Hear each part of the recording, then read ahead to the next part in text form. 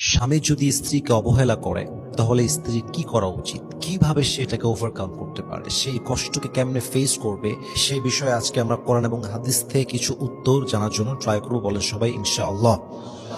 মাথায় রাখবেন, একজন স্ত্রীর জন্য স্বামীর ভালোবাসা পাওয়া, সম্মান পাওয়া, এটা হচ্ছে স্ত্রীর জীবনের সবচেয়ে বড় নিয়ামত।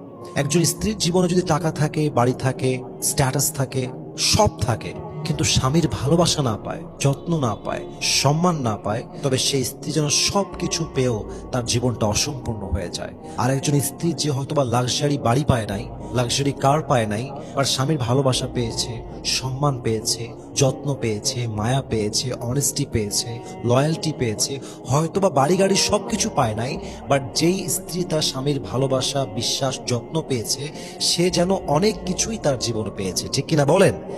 সো স্বামীর ভালোবাসা it's a blessing part of life. এটা জীবনের সবচেয়ে বড় একটা নিয়ামতের অংশ। যদি একজন স্ত্রী তার স্বামীর থেকে ভালোবাসা পায়, এর চাইতে বড় পাওয়া আসলে তার জীবনে আর কিছুই হতে পারে না। তো সেই স্বামীর যদি অবহেলা করে, অসম্মান করে, অযত্ন করে, খবর না নেয়, বছরের পরে বছর পার হয়ে যায়, ভালো না বাসে, তবে স্ত্রী কি করতে পারে, কেমনে ওভারকাম করতে পারে, কেমনে অ্যাকশন নিতে পারে, কি আমল সে করতে পারে, আজকে সেই বিষয়ে আমরা কিছু কথা বলার জন্য আপ্রাণ চেষ্টা করব। বলেন ইনশাআল্লাহ। প্রথম কাজ হচ্ছে you have to connect with your Lord. আপনার প্রথম কাজ হচ্ছে আল্লাহর সঙ্গে সম্পর্ক গড়ে তোলা। এটা হচ্ছে আপনার সবচেয়ে প্রথম কাজ। আল্লাহর সঙ্গে যার সম্পর্ক ঠিক হয়ে যায়, পুরো দুনিয়ার সাথেই তার সম্পর্ক ঠিক হয়ে যায়। কেমন করে ঠিক হয়ে যায়? যদি কোনো বান্দা, কোনো বান্দির সম্পর্ক আল্লাহর সাথে হয়ে যায়, সেই বান্দা, সেই বান্দি দুনিয়ার থেকে আর কোনো প্রত্যাশা রাখে না। তাকে কেউ ভালোবাসলেও ভালো, না ভালোবাসলেও ভালো, কেউ যত্ন করলেও ভালো, না করলেও ভালো। अगर আল্লাহ মিলা তো সব কুছ মিলা, আল্লাহ না মিলা তো কুছ ভি না মিলা। আপনি যদি আল্লাহকে পেয়ে যান আর দুনিয়ার কিছুই না পান, তবে আপনি সব পেয়েছেন।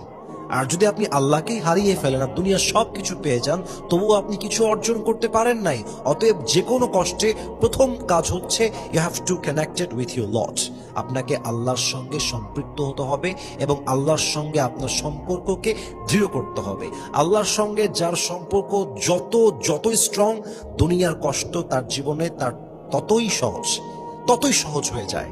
কারণ যার আল্লাহ আছে, তার কোনো কষ্ট তাকে স্পর্শ করতে পারে না, কারণ সে জানে আমার আল্লাহ আমার সাথে আছে। অতএব স্বামী হোক কিংবা যেই হোক, যদি কেউ আপনাকে অবহেলা করে, প্রথম কাজ হচ্ছে বন্ধুত্ব করবেন এক সত্তার সাথে। বলেন সবাই, তিনি কে? ফাইন্না মাআল উসরি ইউসরা। Indeed with every hardship there is is. প্রত্যেক কষ্টের সাথেই স্বস্তি আছে। আর সেই স্বস্তি কখন আসে? যখন বান্দার সম্পর্ক আল্লাহর সাথে হয়।